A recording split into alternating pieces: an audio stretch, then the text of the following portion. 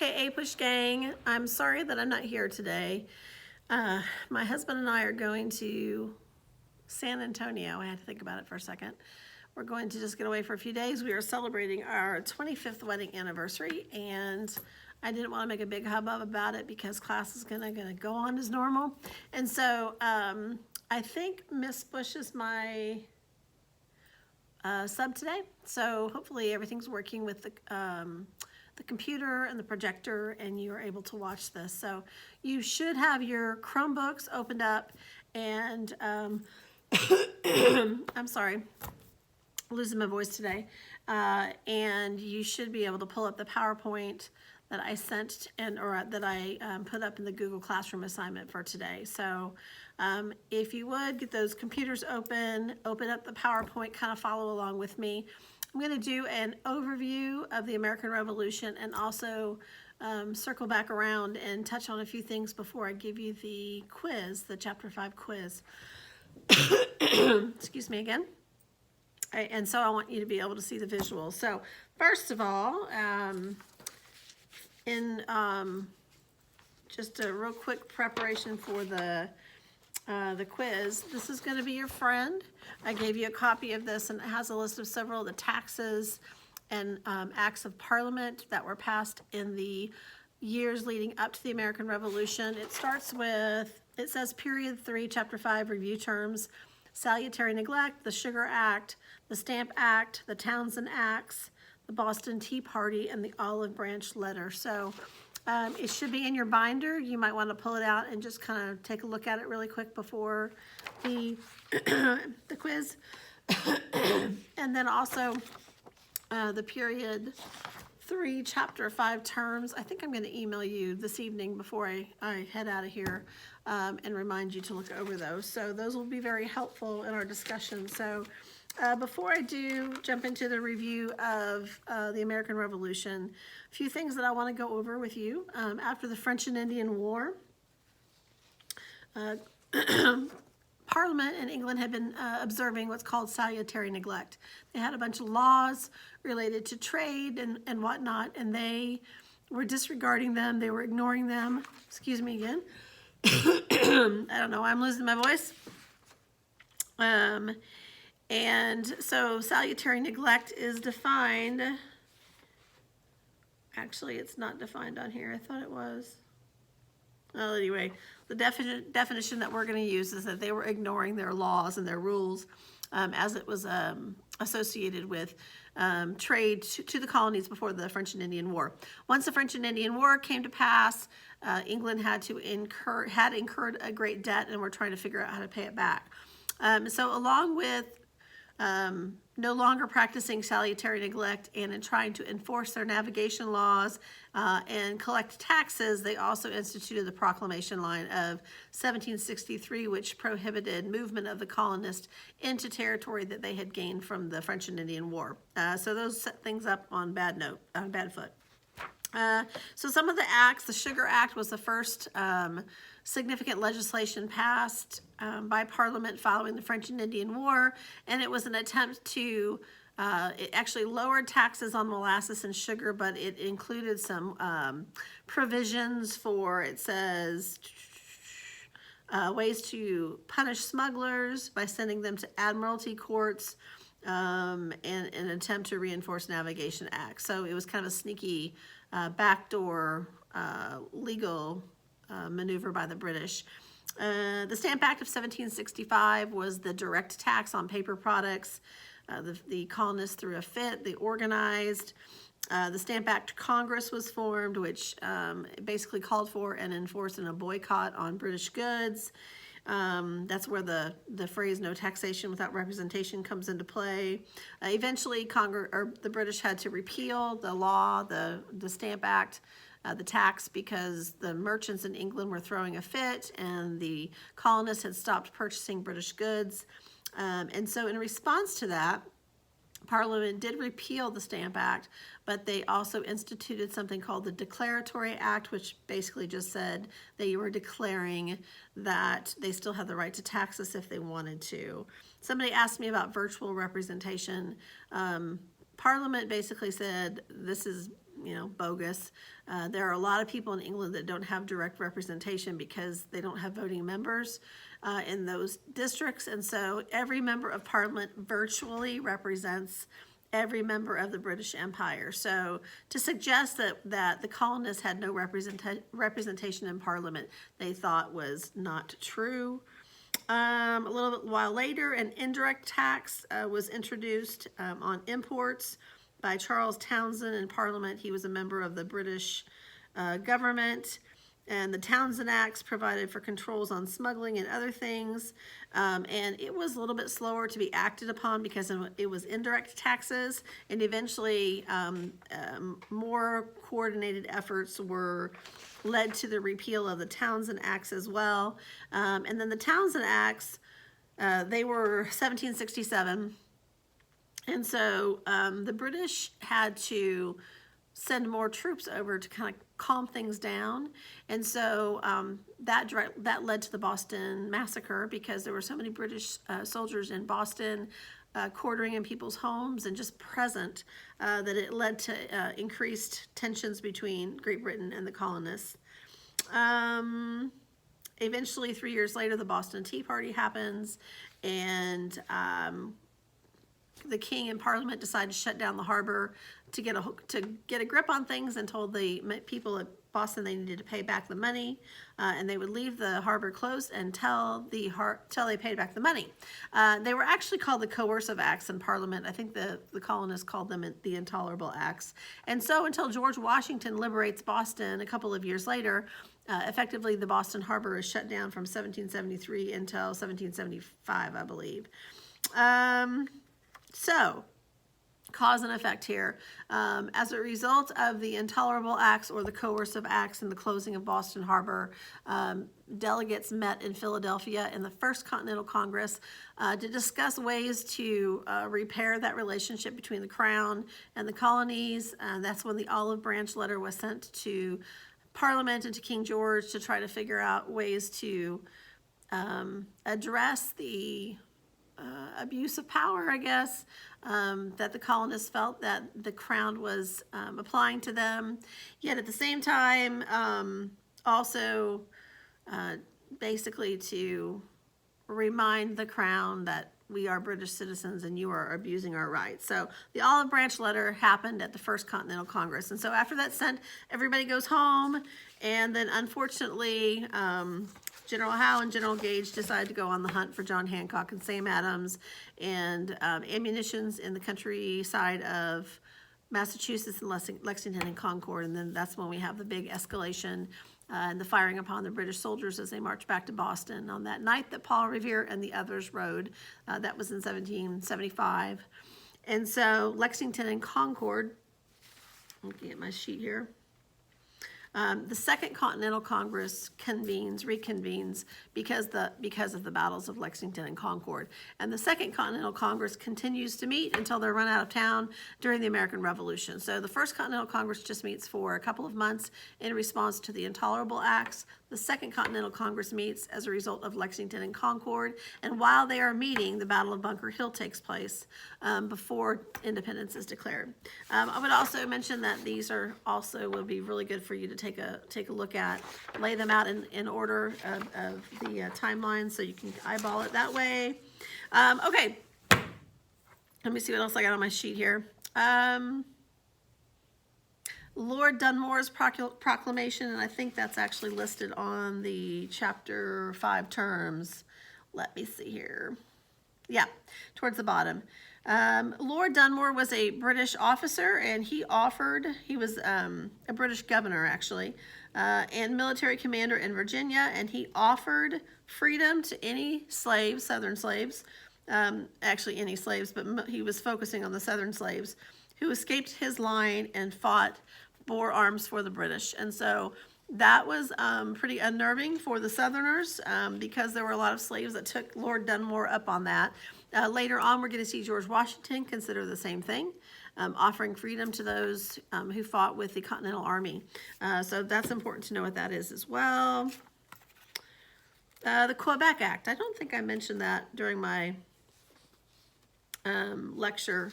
So it's mentioned in your book, the Quebec Act was an act following the French and Indian War that extended the southern boundary of Quebec all the way to the Ohio River and granted legal toleration to the Roman Catholic Church in Canada.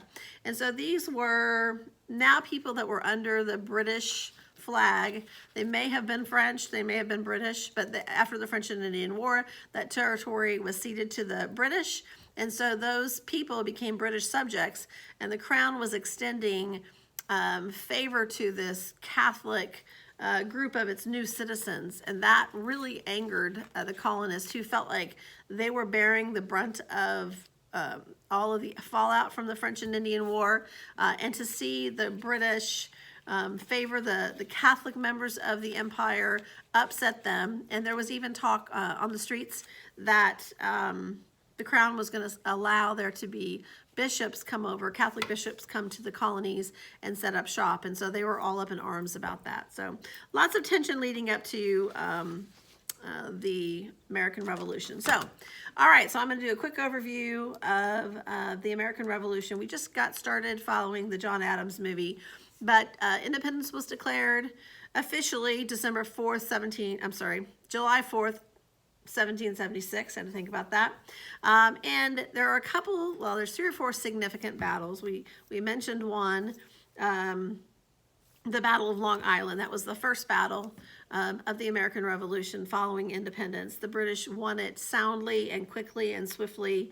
And so New York, a haven of Tory, pro-British area, fell to the British. And so George Washington's army decided not to confront the British army full on. Instead, they used maneuvers of attack, retreat, hide, hide, hide. It kind of drove the British nuts. It was actually very effective. And as 1776 closed, as the window was closing on 1776, George Washington was effectively just kind of running around, avoiding being captured, trying to loosely protect the city of Philadelphia, just to be a presence there. And he knew he needed a win to encourage re-enlistment in the army. And so we have the amazing Battle of Trenton on Christmas evening, when Washington and his men crossed the very freezing cold, icy Delaware River, march up to Trenton, New Jersey, where they defeat, sort of, I guess you can call it that, the German Hessian army that is working on behalf of the crown there. Several thousand surrender, and just exactly what George Washington needed to get re-enlistments. In the meantime, the British have come up with this plan to isolate New England by capturing all of New York. And so a general by the name of General Burgoyne, John Burgoyne, landed several thousand British troops up in Canada, and he was going to march all the way down through New York, upstate New York, down to New York City, where he was supposed to meet with General Gage. General Gage had a different idea. General Gage had decided to move on to Philadelphia and capture the capital city, but he failed to tell General Burgoyne that. And so ultimately what ends up happening is that American colonial militia begin to surround General Burgoyne as his men are marching through upstate New York. First they pick off the Indian scouts, then they start killing the officers who are clearly visible by what they're wearing and the horses that they're riding.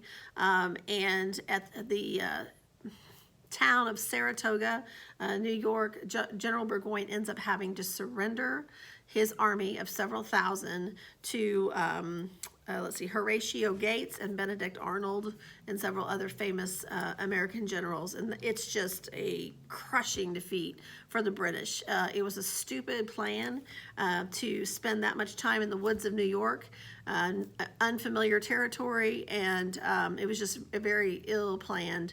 And that General Gates didn't meet up with him in New York also was a devastating blow. And so the British have now lost a German Hessian group. They've lost General Burgoyne's army. They're already spread thin because of all the wars they're encountering. And so they decided they've got to come up with a different plan. So plan number 1 was to march through New York and isolate New England where the troublemakers were. And then eventually forge a peace. That fails. It utterly fails. And so England has to come up with another idea.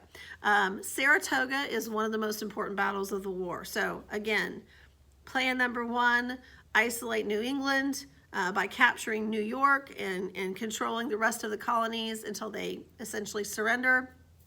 But the other big thing about Saratoga is that the French were watching and waiting to see if the colonists could defeat the British on their territory. And so they do. And so Saratoga is where the French pledge their support to the American cause. So that's very, very important. It mentions that in your slide. So that's 1777. Philadelphia, unfortunately, does fall to the British, and for a period of time in the middle colonies there, or middle states, the British controlled the capital, but it doesn't last very long. In the meantime, Valley Forge.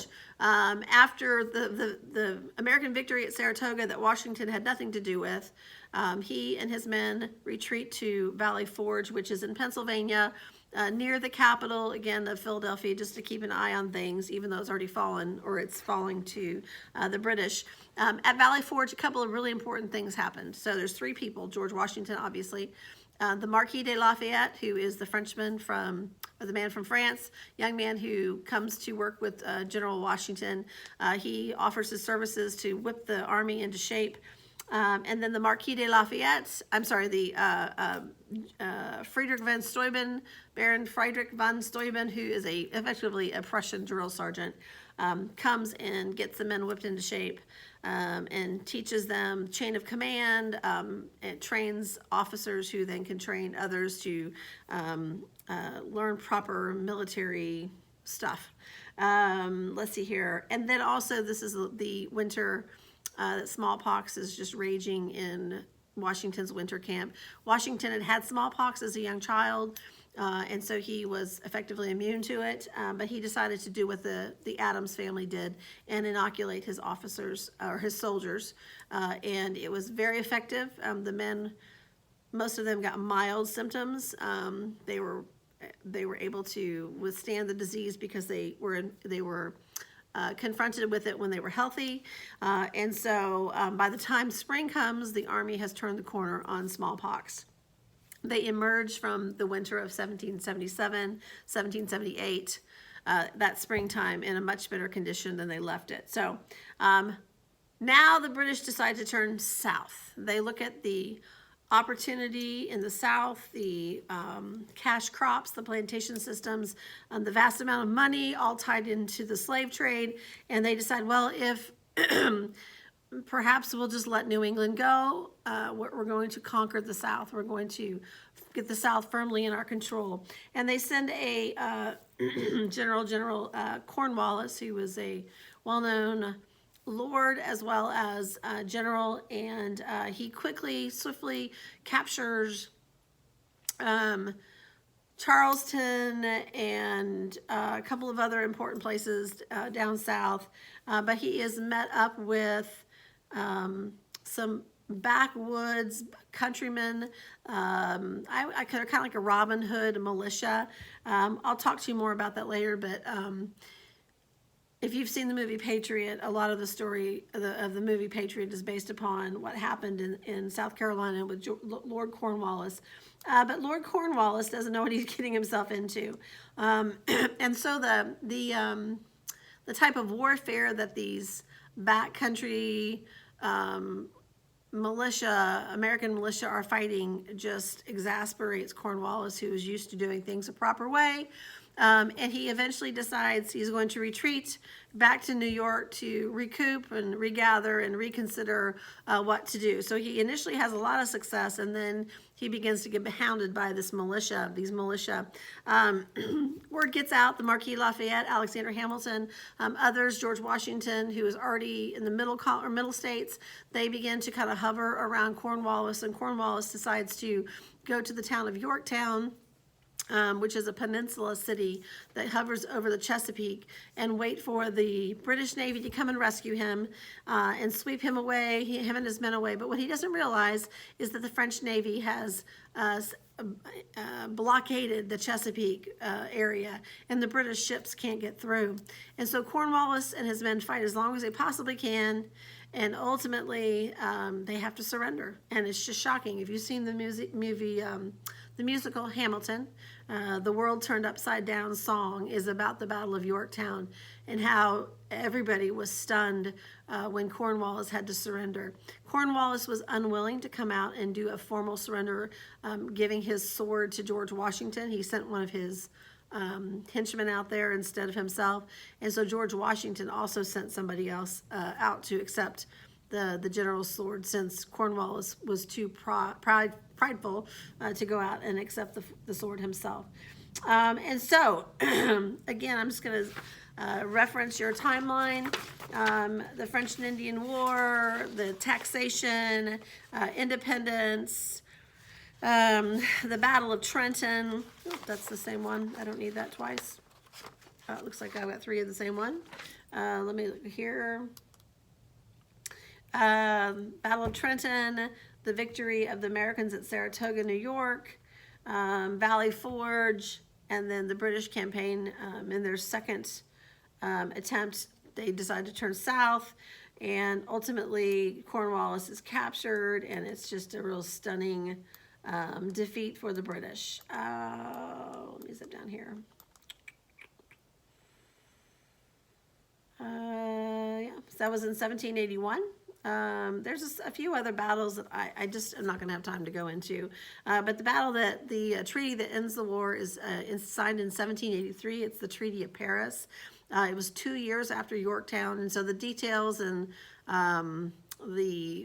the minor and the major things had to be worked out. So there was a little bit of fighting, but primarily Yorktown was the big bang. That was kind of the end of things. And then everybody waited for the diplomats to work out the details. Now, the British were just, they were humiliated. However, in the long run, they understood that America was going to be a significant trading partner for them, as we recognized as well. And so some of the terms included paying back colonial Tories who had to abandon their properties. The Americans agreed to reimburse Tories who went back to England. The Americans tried to arrange for the British to return slaves that had left under Lord Dunmore's proclamation to fight for the British. And I would say some of the time they did, some of the time they didn't. It was something wanted. It's what the Americans wanted, but didn't really flesh out. In fact, when it became obvious the Americans were going to win, a lot of freed slaves, freed black Americans fled to Canada.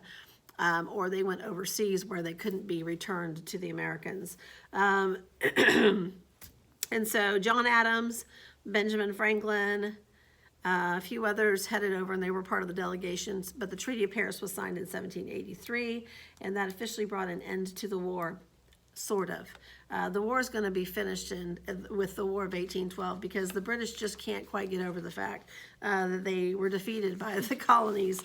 And so they're going to kind of have one big bang, one last big Yahoo with the War of 1812. So anyway, that's a very, very quick summary. I wish I could tell you more. One thing I don't like about APUSH is that you have to fly through information that I could spend an entire semester talking about.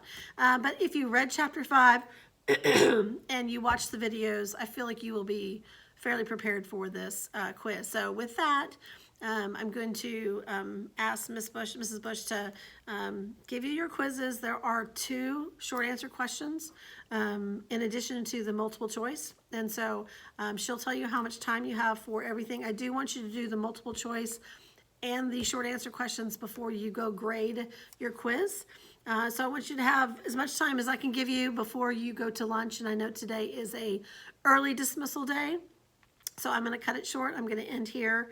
And I hope you guys do awesome on this. I will see you next Monday. If you have any questions, I probably won't be checking email. So it'll have to wait. I'm sorry.